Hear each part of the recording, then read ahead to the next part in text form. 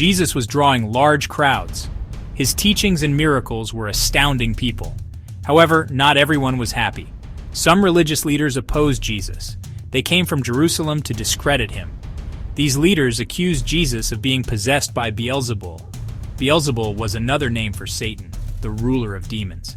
They claimed Jesus drove out demons by the power of Satan himself.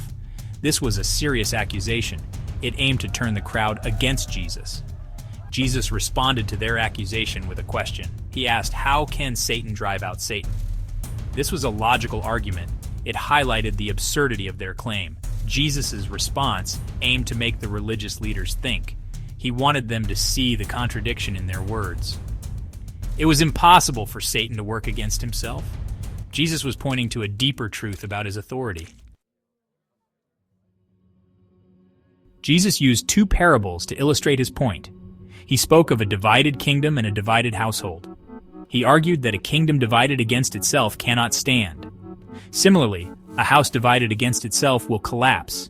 These parables had a dual meaning. First, they applied to Satan's kingdom. Jesus argued that Satan wouldn't let his demons work against him. This would weaken his own power. Second, the parables applied to Israel's leaders. They were divided in their opinions about Jesus. Their lack of unity showed they were not following God's will. Jesus was challenging the religious leaders' hypocrisy. They were supposed to be united under God. However, their actions showed they were more interested in their own power. Jesus' parables exposed their true allegiance.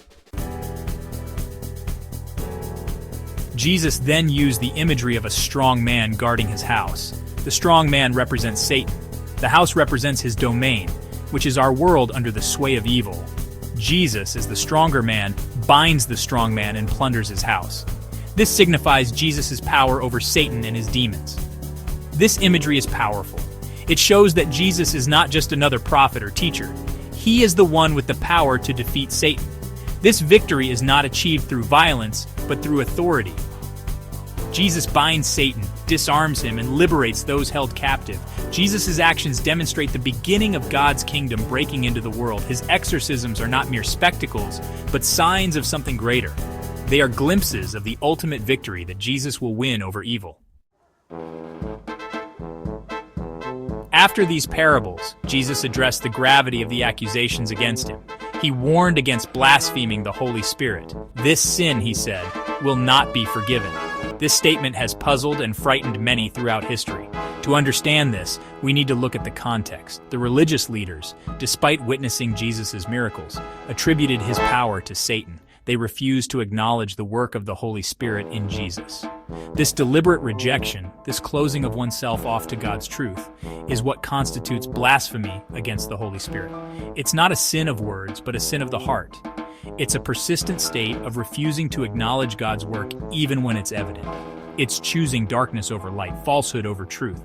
This is why it's considered unforgivable, because as long as one remains in that state of rejection, forgiveness is impossible.